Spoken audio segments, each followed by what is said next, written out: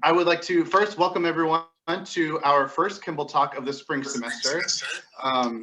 My name is Brian Field. I am the Director of Character Development for the National Office. And tonight we will be hearing from Duchesne Drew from Columbia University. And he is, before I get into that, I have a few announcements to get through, and I'll do an introduction and then let Brother Drew, present and share his story. So the first announcement is if you have not done so in any recent time, please visit KDR.com and check on the My KDR tab to update your information. This is super important because if you give us the most up-to-date email and information that you have, we can keep you informed and let you know about all the fun things that we're having coming up. So if you could do that, visit mykdr.com and update your current information. We do have some exciting news, and I'm so glad that Irving is here to be here with us as well. We will be having a new member of our team starting in June. And so Brother Irving Montgomery, who has been our intern starting June 1st, he will be our Associate Director of Communication and Growth. So congratulations to him. We're really excited. Yes, we are really excited to have him officially full-time on our team starting June 1st. So shout out to Irving. Congratulations. Thanks, Brian. Of course, of course. And then lastly, Kimball Talks. These wonderful things happen every month on the last Thursday of the month at 9 p.m. Eastern Standard Time. So please mark your calendars for the rest of the semester. It is the last Thursday of every month. We will have new and exciting alumni to come and share their story, but the time will still stay the same. So if you want to mark your calendars now for the rest of the semester, please do so you can come back and join us. If you happen to miss a Kimball Talk, we are recording tonight's session and all the other ones, which will be available on YouTube. Follow us on all of our social medias, Twitter, Facebook, and Instagram, and we will be advertising who our new speakers are and when we upload new information about our Kimball Talks. So without further ado, Brother Duchesne Drew is the current president of Minnesota Public Radio, where he leads strategy, programming, and daily operations overseeing NPR News, classical NPR, The Current, and NPR's expanding digital, social, and mobile services. Duchesne graduated from Columbia University as a history major and was a member of the Nu Alpha chapter of Kappa Delta Rho, amongst many other things. He received a master's degree at Northwestern's Medill School of Journalism in 1994 and began his career in written journalism as an editor for the Minneapolis Star-Tribune. Brother Drew expanded his career working for the Bush Foundation, where he led the foundation's leadership programs, community innovation and communications team, and built networks across the region. Its community network vice president. As the current president of NPR starting in May 2020, Duchesne became the first person of color to lead Minnesota Public Radio and holds several honors honoring his work.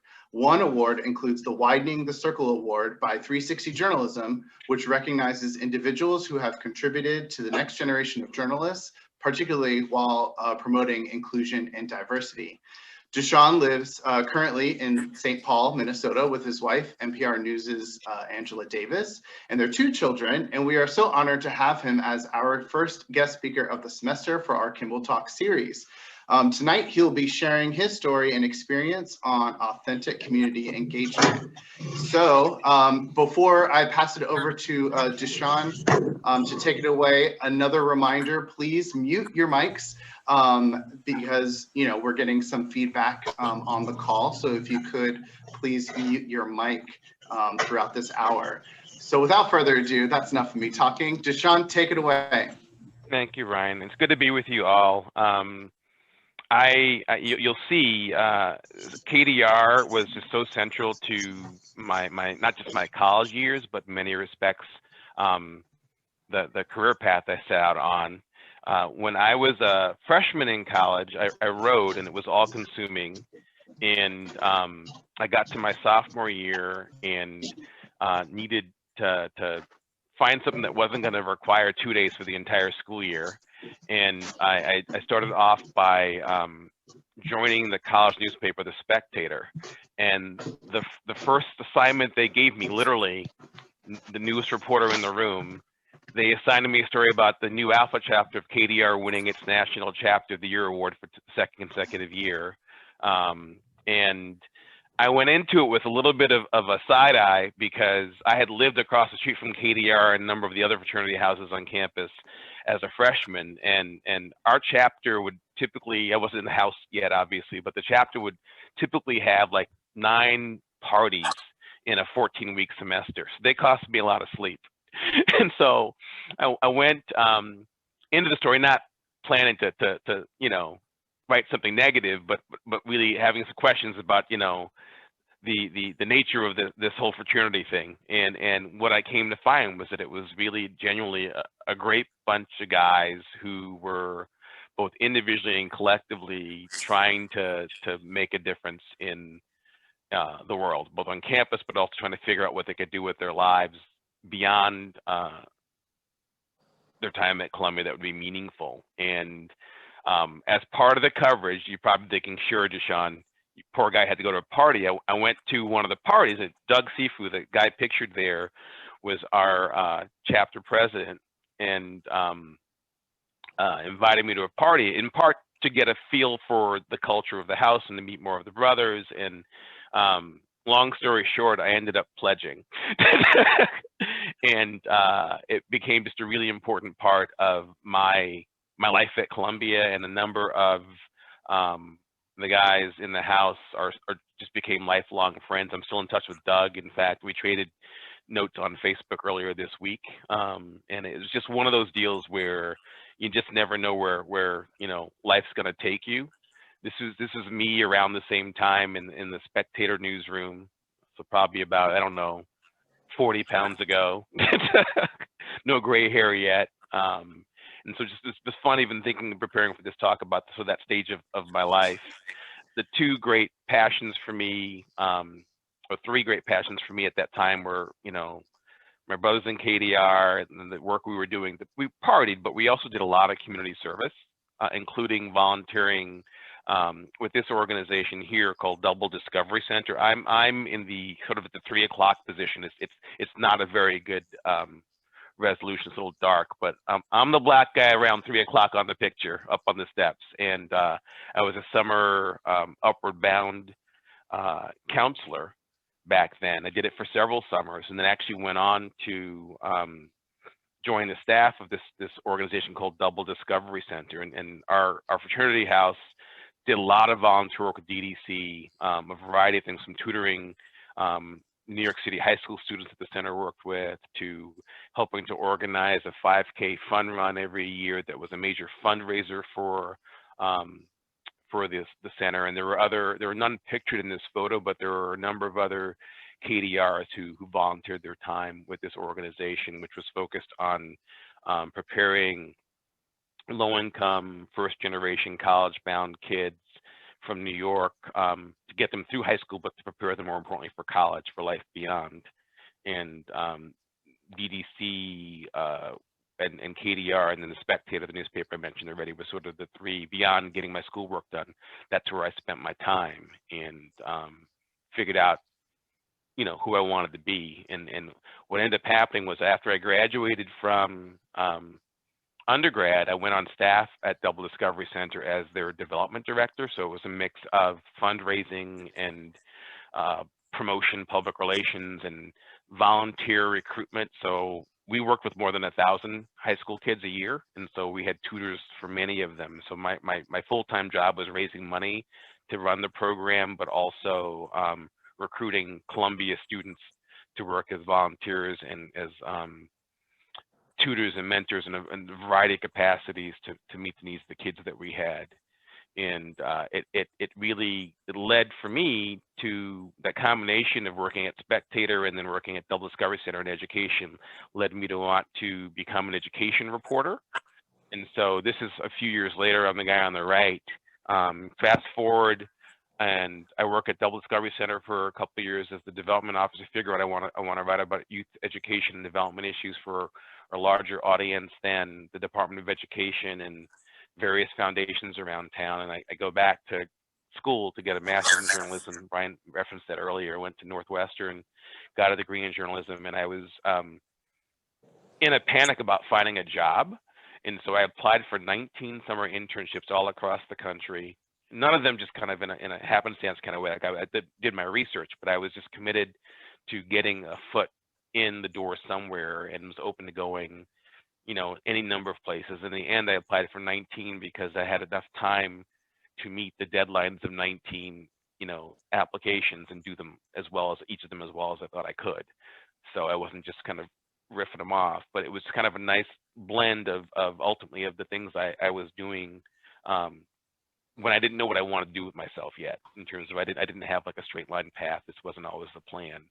And obviously it landed me here some years later. This is my office now at Minnesota Public Radio. In fact, I'm like right around in here somewhere is my office. And so how I got here, a little bit about sort of my career, and I want to talk about community engagement and how that's been a through line for the various roles I've had. And then I want to leave time for us to have a good conversation as well. So I interned at the Star Tribune, and that internship led to a job offer, which I took. I was really fortunate to be able to start my career at such a good news organization. Just really back in the day, I think our newsroom was over 365 people, just all kinds of resources. It's a great place to learn. And that for me was the big driver, was I wanted to be in a place where I knew I would get better, where I'd be given great opportunities to stretch, and I'd be around really talented, driven people who could teach me and test me, push me. And I spent about 20 years there. I left for like a 2-year span down to the Dallas Morning News. I got recruited away, didn't love it, and got recruited back. And in the end, I ended up having 8 jobs over about 20 years at the Star Trib, from being, a reporter to being a team leader, which is supervising a team of reporters, to being the business section editor, to running the Metro section as a local news editor, to being in my last role there, the managing editor for operations, which was just a mix of things, from overseeing our production. I don't know how much you know about newspapers, but you've got like copy editors that make sure things make sense. As a reporter, they were always really helpful to have people reading behind you, right? And to the design folks who lay the paper out. In my last role, I was overseeing the production folks, overseeing newsroom IT. I was a recruiter for the newsroom as well as the training manager. I didn't do all the training, but was coordinating and lining it up, making sure that our folks were getting better at the crafts, that their respective crafts they were in. And I was also the dotted line between the newsroom and most of the other departments. So a lot of my time was spent with folks in advertising, working on upcoming campaigns, or with the folks at the printing plant. If we had a snowstorm coming and we had to move up deadlines to get trucks on the road earlier, I was the person dealing with that. I was the dotted line with the folks in circulation as well, the folks who sell the paper. So it gave me, in many respects, I'm lingering on it because it prepared me for the job I'm in now. In many respects, it gave me a chance to see how the rest of the company beyond the newsroom operated, and to do a lot of the strategy work with them as we were preparing to roll out new products or offer new services, and to kind of prepare for the future. Is everything from rolling out a new computer system to moving into new offices. I got to help shape all of that work. I was there, as I said, about 20 years. In my last role there, which I was in for a little over 6 years, I was kind of restless. I wasn't really growing anymore. I was essentially in the number 3 chair in the newsroom, and figured I was probably going to end up having to leave the paper to take the next step up, because there wasn't a lot of room above me. And I got recruited away ultimately out of the blue, but it was a blessing in many respects, by a local private foundation. The Bush Foundation, which is really well known here in the Twin Cities, does not have a national profile. Was named for a guy named Archie Bush and his wife Edith, and Archie was a 3M, Minnesota Manufacturing. Think Post-it notes and all the other cool things. It's a really sophisticated innovation company today. And the foundation that Archie spun off that's based in our region has about $1 billion in investments, and that spins off about $50 million a year that the foundation gives out across the region. So I got recruited in early 2015 to be the community network vice president at Bush, and that job was a variety of things, from overseeing our communications team and a couple of our grant making teams, including our leadership programs team, which does a lot of leadership development, but also a big dose of it was community engagement.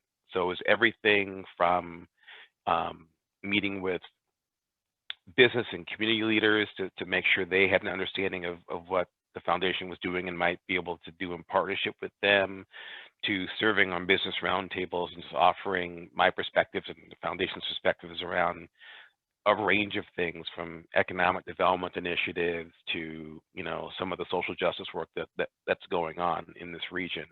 And it really opened up my lens quite a bit and gave me a chance to spend more time all across this region. So even though I've lived in the Twin Cities now, most of the time since 1993, so most of my adult life, and approaching most of my life flat out, I actually had not spent that much time in greater Minnesota, other than to go skiing in North Shore or something, or biking in the South Shore. I was going as a tourist, but I spent a lot of time over the last few years. As at Bush for a little over 5 years, and have been here a little less than a year still, really in communities, getting to know people, trying to figure out how we might be able to help them, whether that was writing a check or introduce them to other people who might have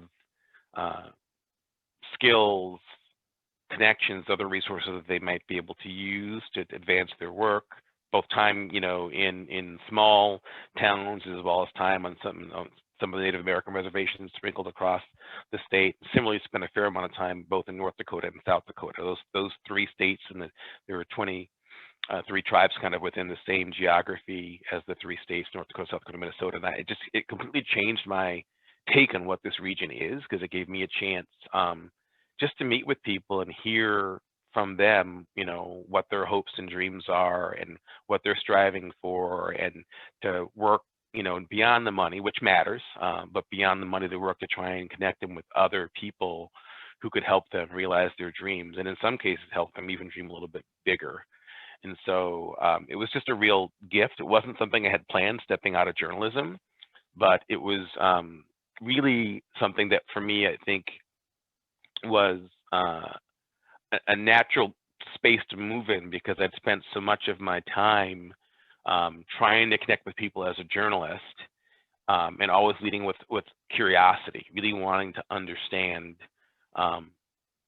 what they were about, what they were pursuing, what motivated them, what challenges they were facing, what inspired them, all the things that sort of both make for a more interesting story, but beyond just sort of like, is this interesting or not, really help people kind of connect. And I think the through line for me in many respects in the various roles I've had, dating back to my college days, was trying to connect authentically with people, but also wearing my journalism hat, trying to help them, making sure I had enough of an understanding of what they were about and what they were pursuing and what they were investing in, to be able to explain that to other people in ways that would be true, not just accurate, but would resonate and feel true to the people I was writing about, but would also help the folks who maybe would never ever meet them, connect with them, understand, and hopefully in some instances care about whatever it was these people were pursuing. And so there was a similar through line when I was working in philanthropy, in getting out into community and trying to really understand what folks were working on, whether it was, education issues, environmental issues, homelessness. I mean, just there wasn't a set list. There was such a wide range of things that we made investments in, which was part of the thrill of being in that environment, was just working with people, working across such a wide spectrum of issues. But what they all had in common is they were trying to make their community stronger. They were trying to use their talents and their time to leave the place better than they found it. And I felt really privileged to be in a role where I got a chance to help them think about it, because as I said, it wasn't just about writing a check, although that part's important, right? It was also trying to think about what would advance what they were trying to do. The Bush Foundation really takes pride in not just coming in with a playbook and telling people what they ought to do in their town or in their community, right? Because we don't live there, we don't know. Even though the folks who we were funding here in St. Paul, we don't necessarily, know best what they need in the spaces that they're operating, right? And so much of what we focused on was really trying to understand what problems people were trying to tackle, what change they were trying to make, what resources they need, what barriers were in the way to achieving it, and trying to figure out with a whole mix of tools how to help them advance those efforts. And it was just a great way to move in the world. I learned a ton more, even though I've lived here for so long, just a ton more about what this place really is and how it fits together. It was just putting on, a different set of glasses and looking at a place I'd been in already for years and years, and coming to see it and appreciate it more deeply. And then, you fast forward a few years and I get a call about the role I'm now in, running Minnesota Public Radio. Brian talked about some of it. We are many things here. So we are, best known for our news station. It's a regional news station that's part of a larger network. So you think of, you may listen to national public radio wherever you are. We run on our news station a lot of national public radio programming. We also produce quite a bit of it ourselves here. And then we have another division called American Public Media within my company that produces and distributes news all over the country. So after national public radio, we're the next largest entity in public media. And so we produce, everything from the Splendid Kitchen to Marketplace. We distribute the daily podcast that the New York Times produces. We are the ones who sell it. We bring the BBC to public radio stations all across the country. And so it's a really dynamic place to work because we've got so many moving pieces, and we've got, deep footprint and commitment within this region, but also a big impact on the national landscape when it comes to news as well. So in addition to the news operations, we have an indie music station called The Current, which is leading among the AAA sort of non-commercial stations. It's one of the most successful non-commercial stations in the country, and it's really grounded in Minnesota music, Minnesota sound. You think about the range, from Prince, who's no longer with us, but that's, in terms of icons within music, to Dessa today, to just a whole host of musicians across the spectrum. The Minnesota sound, the Minneapolis sound is really, really broad. We benefit from being such a rich musical community. And then our third station plays classical music. So classical NPR is sold. It's a in addition to what we play here, right? We actually sell that feed to stations, more than 200 stations across the country. So we're the largest distributor of classical music in the nation. And so there's a good chance that some of you on this call, if you're tuning around the dial in your market, so you're listening to classical music, that it's coming out of my building. And so lots of spinning plates, and all those plates really in the end are ways that we can connect and inform and inspire our listeners in our community. So I love the fact that we've got all of these different tools to work with to help this place kind of, get through the tough days, but hopefully also, as I said earlier, sort of help to really see one another and see value in one another and what's possible for us as a region. And so a lot of the work that we're doing, and I've been here, just as I said, almost 9 months, is not just about building audience, which is important. Any business wants to grow, but really trying to be thoughtful about how we connect meaningfully with new communities, with folks who don't start their day thinking about what we're going to have on, like really being intentional about reaching out and building relationships and deepening ties in spaces that would really benefit from what we have to offer, whether it's the news side, just being more informed and the Times entertained, because it's not just news that we produce on the news station and that we air. Two, as I said, these really dynamic music stations rather that are just a gift in many respects to the region and on some level to the balance of the country. Just ways that we connect are just so powerful, and we are, as I'm sure you're aware, being in the Twin Cities, we were sort of ground zero for much of the social justice movements over the summer, because this is where George Floyd was killed. You know, it happened in South Minneapolis, not 10 miles from where I am right now, and it forced all of us here, as well as many people in other parts of the country, to take a deeper look at our community and what the inequities are. And so we've been working really hard at looking at our own organization, to be frank, and trying to create a healthier, more equitable and inclusive culture here, because we've got some work to do, to be frank, but also really trying to lead a lot of discussions, both on the news and the music stations, to kind of create space for people to do that in their own circles, just to feel better prepared to have those conversations and to learn about people whose paths are different. Once again, that sort of, you know, idea of really trying to feed curiosity that's out there. And you know, so often when we're trying to work across difference, we come in with strong opinions about people whose views are different than ours. It's maybe a bit of human nature, right? We just kind of come in thinking that our view of the world is what the world is, and other people need to do their homework to get a little smarter to get onto our square. And so I think one of the biggest lessons I've learned over the years, both through the journalism lens, but also in the community outreach lens or hat that I was wearing at Bush, was really even when I perceive that there may be a gulf between me and someone else, I try to lean into just a curiosity around why that is. Like what shapes them, what drives them, what do they care about, what do they know that I don't know, maybe, right?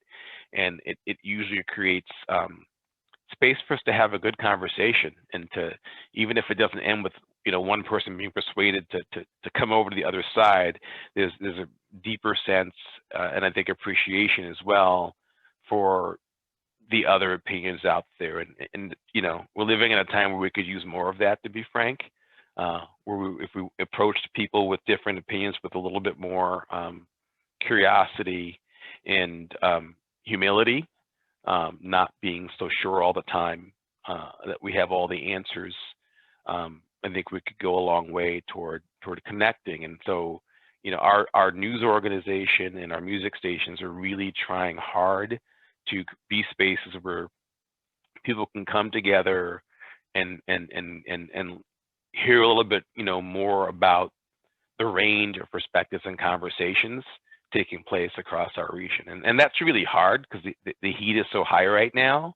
Our state capital is just about 3 blocks from here. And so, you know, between the date of the Capitol insurrection back on January 6th and, you know, inauguration week, we had, you know, round the clock security. There's probably still some there, but highly visible around the clock security at the Capitol. And we had to increase security in our building, because people who are protesting usually stop at our building on the way to the Capitol, because we're at a convenient stop on the way. And so, and we've got lots of glass, as you saw from the picture earlier. So I'm really excited about the role that we can play as an institution in this region at helping people like pause for a minute and listen, pause for a minute, and have an opportunity to, like I said, not so be persuaded that somebody else's argument is right, but at least have a chance to learn a little bit more about why someone's take on issues is different than theirs might be.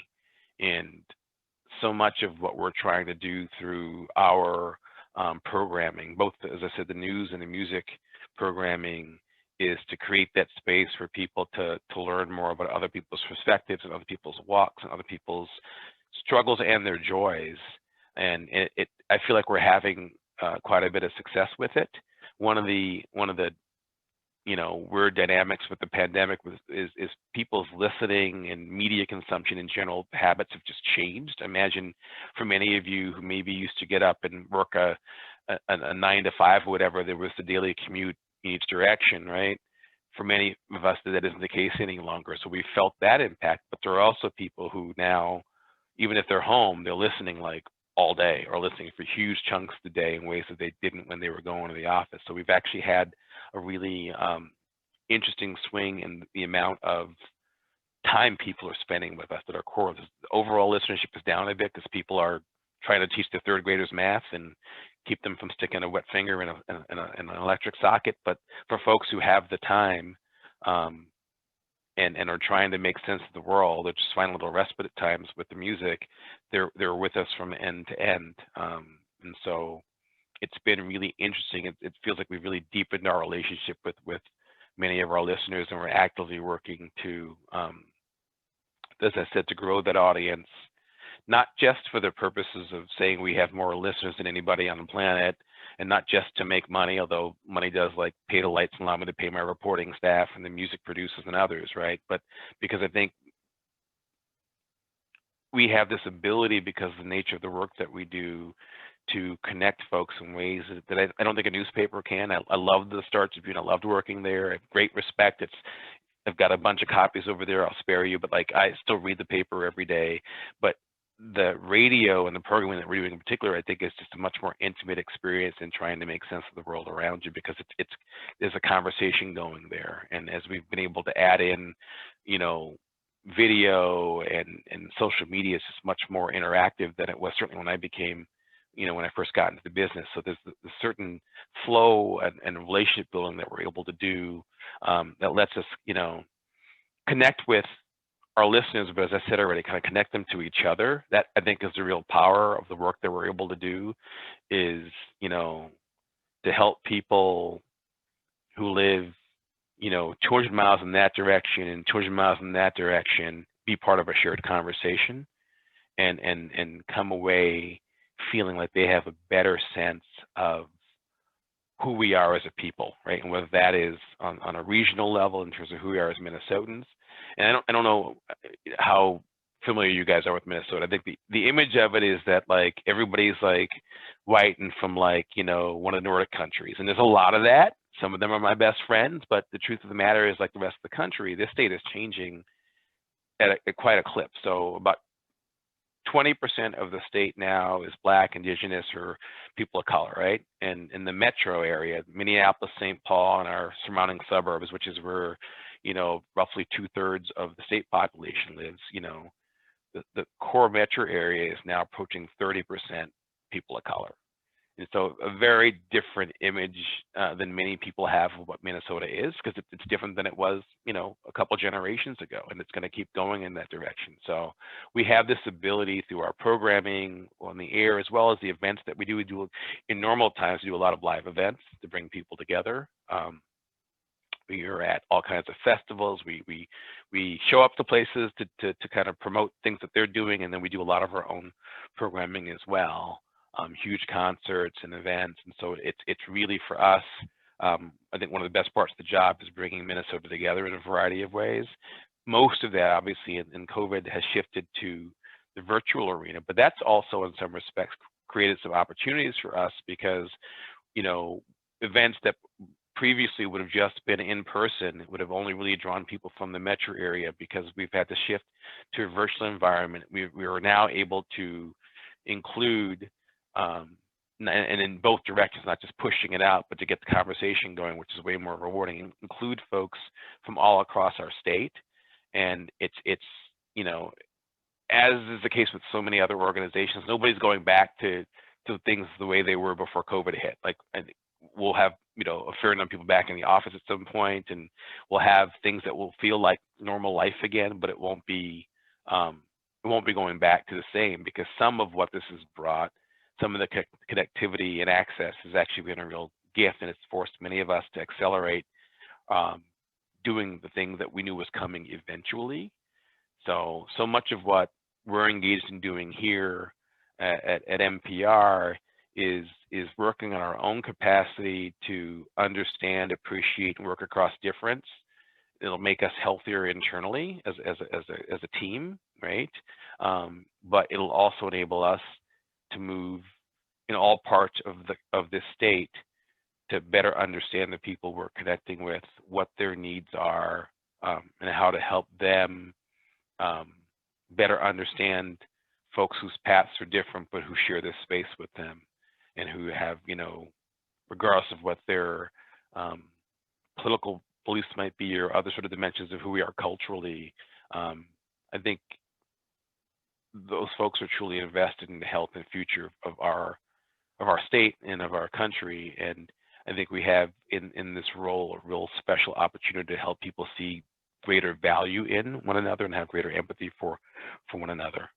The last shot I wanted to share with you was from my 30th college reunion, almost 2 years ago now. So that was a good number of, there were more who, not everybody made it, but that's a pretty good turnout, 30 years out. It's all class of '89, and just tremendous guys, really just such good people, and have a lot of love for so many of the guys on that screen, and I'm so proud of how well they've done, the good people that they've remained to be. And it really, for me, I look back at my college years, talking to my daughter. We went for a walk yesterday, just get some one-on-one time together, because she's a high school senior, so she's about to launch. And I was just saying, just like, you have no idea how awesome the next, and challenging in some ways too, but how awesome the next, few years are going to be, because you're going to really, in many respects, discover yourself and figure out, what you want to do with all the talent you have. And for me, a lot of those deep conversations and a lot of that,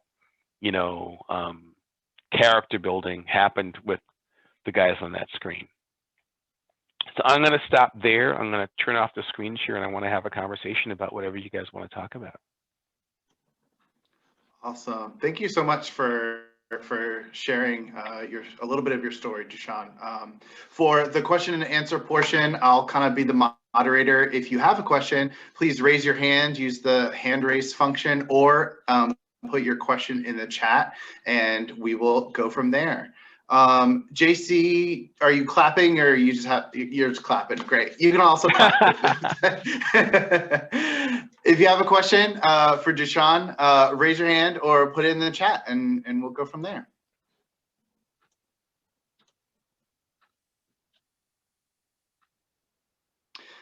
Duchesne, for me, I really appreciate, sharing, kind of the power of, listening to the radio. I love the daily. I've got a deep dive into that. So hearing that it comes from through your office, that was really cool. But I think in this time, it's really important not only to be informed of the news, but to hear people's actual voice telling their own experience. And so I really appreciate the work that you do to connect each of us with each of them. So thank you for that. It's been a great time to be in this business. Yeah. I have a question from yeah, they are hard. They are challenging. I have a question from Bob. It says, at the time, was your station the home base of Prairie Home Companion? Yes. So we started that. The Fitzgerald Theater is like a kitty corner. It's the next block over. Garrison Keillor lives, his old house at least is about 3 miles from this building. So, and so Garrison Keillor had Prairie Home Companion, which was distributed by American Public Media, our parent company, and then it was replaced by Live From Here a few years ago. Very cool. Josh, you have a question. Hi. Yeah. I love the presentation. It was really neat kind of hearing about the whole, journey. And we so often just see the end result of things. And it's just really nice to be able to get to see how you built everything up from scratch. We're able to kind of get to where you were going by relying on your brothers, but also relying on yourself a lot, which was really neat. I really liked the part about where you were talking about how we need to lead with humility. And I was wondering if you had any recommendations on how we can encourage that within our brotherhoods, because I think that would be a really good thing to start to encourage, especially in this time period. Yeah, I think a lot of it is, I do a lot of reading about other cultures, and I was a history major, so that helped, because I came out of college with a much better sense of how we got to now on so many fronts than I had going into college, for one thing, right? But I've continued to kind of consume, and I'm a journalist, so I'm always kind of processing stuff, but to be intentional about learning about just other people's histories, other people's experiences, other people's walks, because it's really helped me better understand where the connection points are, and then where there are differences, why they exist. It makes it easier. I read a book last month called See No Stranger. Highly recommend it. It's by a woman, Valerie Kaur, Kaur is her name, and she just talks about, she sees no. It's kind of the ethos of her religion. She's some people say Sikh. She pronounced it Sikh. It's her religious faith, right? And she's saying, like, as she meets people who she doesn't know, they're not strangers. They're just like a part of her family that she hasn't gotten to know yet, right? And that's the way she moves in the world, and that's whether she's encountering people who it's clear view the world in very much the same way she does, or whether it's people who view it in different ways. And so she's really dedicated to leading with grace and some level of curiosity, and also just understanding that we all move in the world and see the world the ways that we do because of our experiences, right? Which doesn't mean everything's neutral. I think some things are right and some things are wrong. I'm not going to drive this off a cliff, right? But even when you say that part, just to be able to hold the fact that there's a reason why people are approaching things the way that they are. And so there's a lot to be said in this time when things are so tense, right? For just being a little more curious about the why behind it. I think there's just great value in that. It doesn't make everything go away, but I think if we had more of that and a little less of the heat to start with, we'd have better conversations. We'd have longer conversations. We might learn something. We might close some of the gaps that are there, and we could use more of that. Absolutely. Thank you so much. Mm-hmm.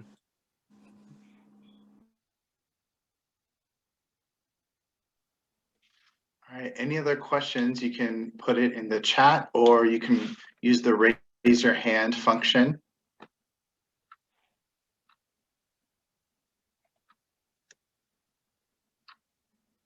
All right, Ken Coulter put in a question. Fraternities are often labeled as elitist or held up as an example of privilege.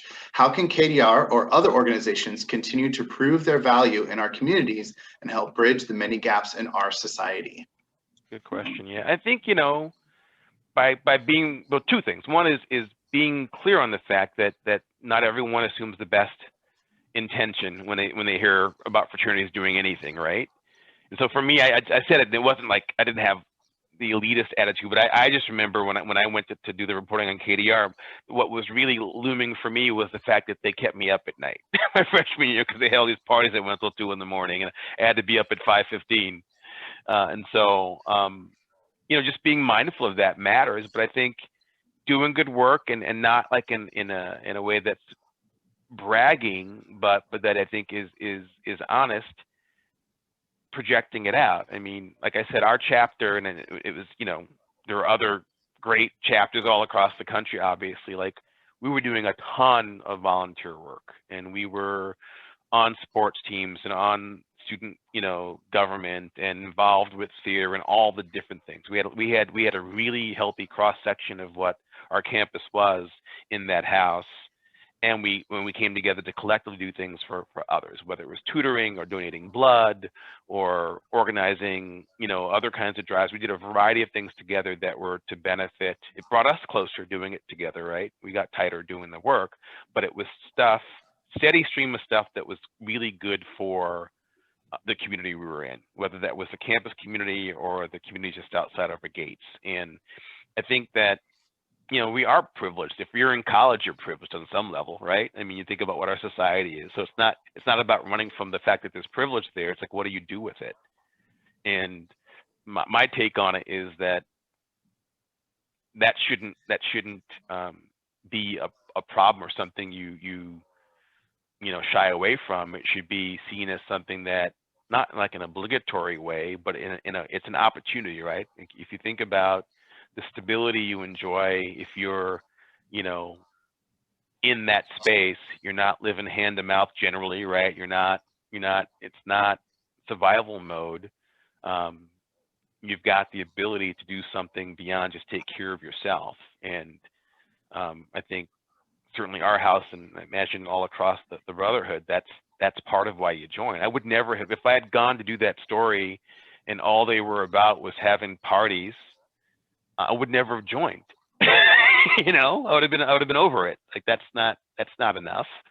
And so what was most appealing to me actually was the fact that they were genuinely good people who cared about more than themselves, cared about each other deeply, but also understood that they had an opportunity to do something together that would make a difference in that community. And I think if you do that, it will stand out. We had a tremendous reputation when I was on campus, you know, and it was because we really were thoughtful about who got in the house. We didn't just let anybody in. And it was because we understood that we represented the house. And so I think we generally carried ourselves in a way that didn't risk our reputation. It's all about that authentic, showing your authentic self and connecting with people authentically. That's great. Hall Jones, you have your hand raised. Go ahead and unmute yourself and ask your question. Well, Deshaun, I appreciate you being on here. I do think like another message that came out from what you said that I thought would be important, particularly for you know undergrads or recent alumni, is how your path diverged from where you initially started. Well, where you were, you know, it's not like you left college with a plan and that was literally your only path. You were able to apply your skills in different ways to continue to have an impact and continue to find yourself in places that energized you. And I think that's a good message. But following on the prior question, you know, I'm curious from your perspective, you know, there are a lot of good things, philanthropy, you're seeing more on diversity, equity, inclusion, a lot of things that the fraternity is doing, either KDR specifically or more broadly. You know, how can we better market to media and others, you know, some of these positive messages? Because it seems for every one positive messages about fraternities, you get 9 negative messages in the media. So I'm just you know, curious, you know, given the seat you're in, your perspective on that. No, it's true. I think it's both of those things, right? And that's in all spaces. If you do something bad, it's going to get way more attention. Some of that's human nature, and then some of it's the industry, right? And that's what it's you know, dog bites man isn't the story, man bites dog is, right? And sort of, you know, the days that you go home and nothing bad happened aren't the ones that leave a mark. And so we can't change the reaction to negative stuff. We just have to understand that negative stuff comes at a cost, so we really want to avoid it, right? So that comes back to who gets in the house. I remember, you know, the guys who didn't get in, some of whom I was friends with, but we had conversations about whether we wanted that person in our circle or not. And I think that matters. If you get it right on the front end, and then you reinforce with, you know, on a daily basis about what we're about, you lower the likelihood that you're going to end up on the cover of a paper because somebody, you know, OD'd or somebody got raped or somebody, all the things that in the worst case scenarios happen in college life and sometimes in fraternity houses, right? So I think it is about the screening and the training and the reinforcement on the front end, but then on the sort of more proactive end, as far as what are we doing, I think it should be core to why, as I said already, why are we coming together? Why are we here beyond the parties? As important as parties are, we had, as I said, we'd have 9 parties in a 14-week semester, so we were not partying, right? But we spent so much time and energy doing other things. And the truth of the matter is, that was often where we really got to know one another, you know, out there working on projects together. So I think, you know, everybody's busy. As I said, you know, we were all, you know, in addition to being KDR, involved in so many other things. It wasn't that we had 20 hours a week to volunteer through KDR, but we were strategic about it. And so there's something to be said for having, you know, 20 guys show up to do something, right? If you can't do 20 things, but you can do one thing really well and lean in to make a difference in that space, and you've got more impact and a better story to tell. So it seems that like there's value in deciding both at a local sort of, you know, chapter level, but also at a national level. What do we want to be known for? What do we want to put our energy and time into? And let's do that so well right? The My Brother's Keeper effort, I think, is a really good one, as an example, right? We're like, this is a priority for KDR. We're going to ring the bell and get people to step up, and we're going to make sure that, you know, the guys in our circle feel cared for and supported and have the resources they need to handle the ups and downs that come to life. And that's a great story in and of itself. That little things like that done well, I think, make a difference. We have another question in the chat from Rob Masterson. With all the experiences you've had, if you went back in time, what advice would you want to share with yourself at the time you were at Columbia joining KDR? Big question. There's a lot in that. I would say probably not to, and it's something that you know, Paul touched on it. I didn't really know what I wanted to do. I thought I did when I was a freshman in college. I went to Columbia thinking I wanted to go to law school, and my sophomore year when I joined the newspaper was actually to work on my writing in preparation for law school. And I did an internship at the Bronx DA's office that year, and I hated it. People need to do that work, so I didn't hate them, right? But I was like, this is not for me. Like, this makes me sad. Like, it was way too late. Like, it was basically a parade. I was working for the DA, as I said, so the prosecution side, right? So it's just a parade of black and brown guys about my age. I was like 19 years old, right? Just being like it was like, it felt like it was like, you know, 15 an hour. It was quick, just spinning through.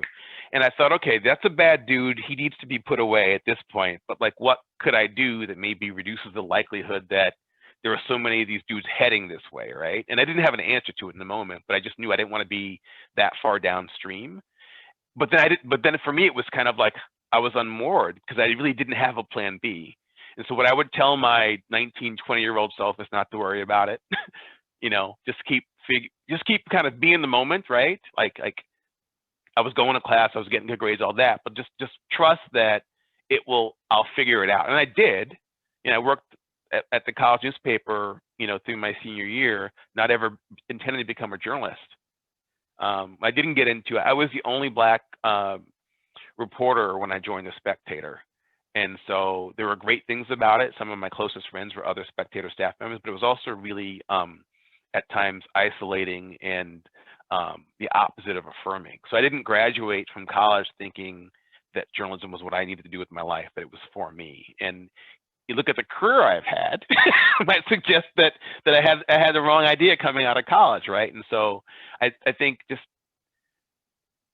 to focus on learning more about what makes you happy, what you're good at, what you find gratifying.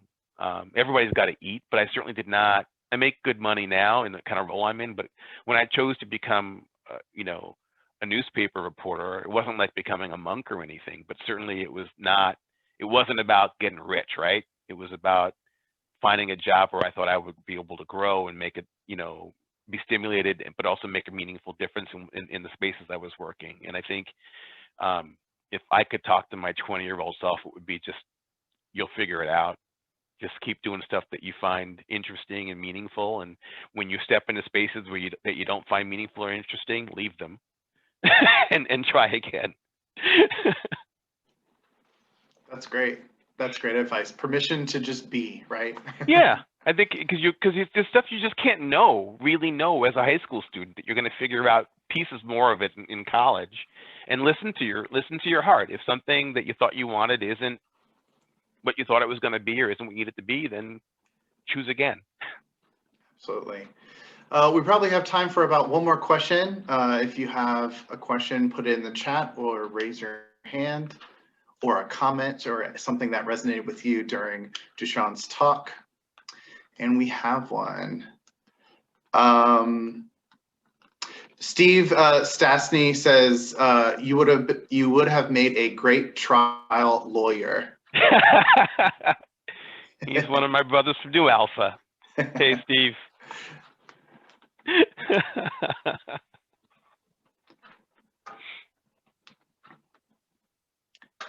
Any other last go of questions?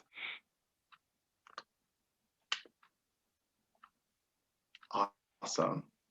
Well, Thank you, Duchesne. I really appreciate you coming and joining us and sharing No, your story. my pleasure. It's really fun to hear how KDR has impacted so many of us and still impact us to today. So it was really cool to hear all about how it has played a huge part in your life. So thank you for that. Thank you for the invite. Of course. Last plug. We have our next Kimball Talk next month. So the last Thursday of every month at 9 o'clock Eastern Standard Time. So I hope you will join us. If you if you came in late or you happen to miss it, we are recording this, so it will be made available. Please follow us on all of our social media on Twitter, Instagram, and Facebook, KDR Nationals, where you can get all the updated information for that. But thank you all for joining. We'll hang out for a little bit longer, but thank you all. I hope you all have a wonderful evening, and we'll see you next time. Thank you so much.